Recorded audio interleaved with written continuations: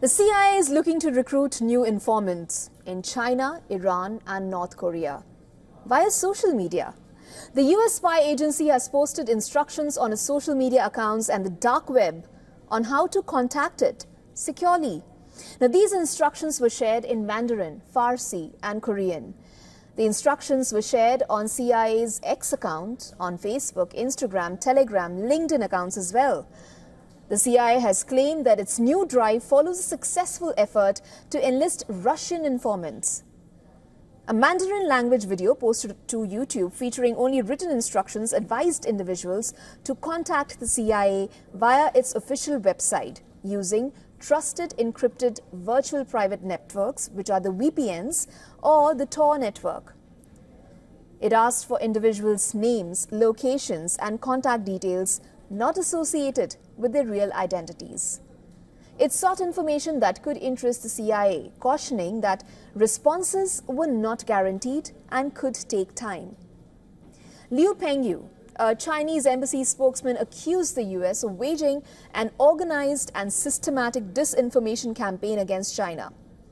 Russia, China, Iran and North Korea are known within the United States intelligence community as hard targets, countries whose governments are difficult to penetrate. Now, the US also is grappling with Iran's conflict with Israel, its nuclear program, its growing links with Russia and its support for militant proxies. North Korea's nuclear weapons program is another US intelligence target. US is keeping an eye on what it claims are Pyongyang's arms supplies to Moscow for the war against Ukraine, an allegation that Moscow and Pyongyang deny. The CIA began recruiting Russians in 2022 by posting Russian language texts on social media accounts on how to contact the agency securely, followed by videos in 2023.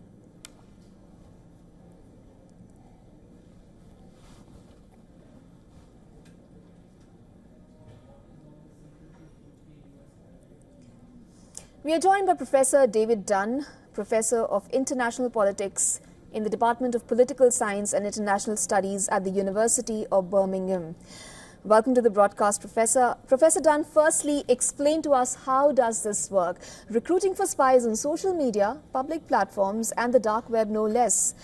Does that not defeat the very purpose of recruiting secret agents? And yes, we know that, the CIA has said that the agents can actually secretly contact the agency. But then, however, does that not actually defeat the purpose of secrecy here?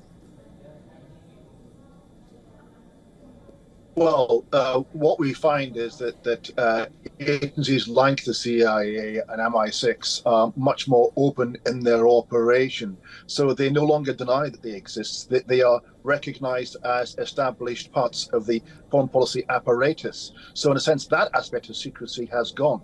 But so long as they can actually establish a relationship through a VPN mechanism with an individual who is of value to them, then they can use that means of new technology to actually contact and have a relationship with them secretly, and hopefully be in a position to benefit from the information that they can share through that network. It's a process that actually is much easier, cheaper and more secure than actually trying to recruit people through embassy staff in a capital city, or when those individuals are visiting a third party country, and they try to do that. Of course, it's also open to the possibility that those countries will seek to plant double agents through this process, and therefore feed the Americans wrong information. And of course, the CIA will be aware of that and have its guard up against that possibility. Professor Dunn, what do you have to say about the suggested use of VPN services and even the dark web by a government agency?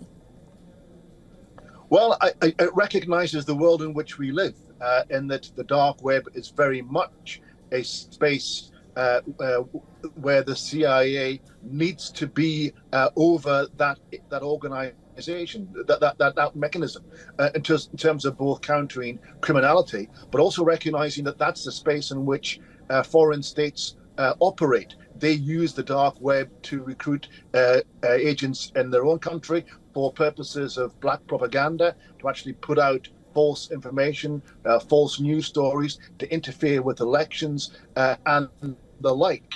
So it's only a good thing, really, that actually, in a defensive manner, intelligence agencies are in that space and using that space to their benefit.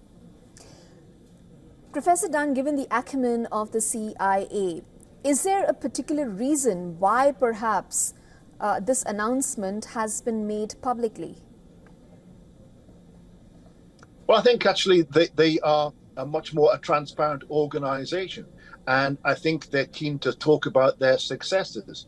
And since the illegal invasion of Ukraine by Russia in the last 2 years, there have been many Russians who actually have had a pang of conscience about the nature of the regime that they work for and are keen to actually undermine the success of that regime in its illegal operations in Ukraine by working for the CIA and supplying them with information on exactly what the Russians are up to. So having seen this method work, they're keen to publicize that and keen to publicize their success in recruiting human agents.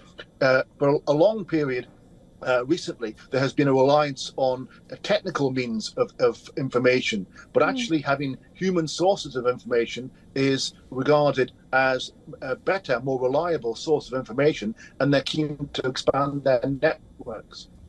A quick word on the ask for recruits, new informants, and a quick word on the countries that the CIA is expecting to recruit from, which are China, Iran, and North Korea. Well, of course, normally states gather information on a country by their open press, by following the public debate, by seeing public statements issued by states. Those ones are so close and authoritarian that you can't use the traditional means of diplomacy or observation to find out what they're doing. And therefore, there's more of a need for human assets in the form of spies to fit thought patterns and what their plans are. So it's really important to have an understanding of what's going on. For example, the current crisis in the Middle East, if they had spies in Tehran to understand what the thinking was there, they'd be in a better position to judge what to do next than if they didn't have those assets. Okay, thank you so much, Professor Dunn, for joining us with those details on this report. Always a pleasure. For all the latest news, download the WION app and subscribe to our YouTube channel.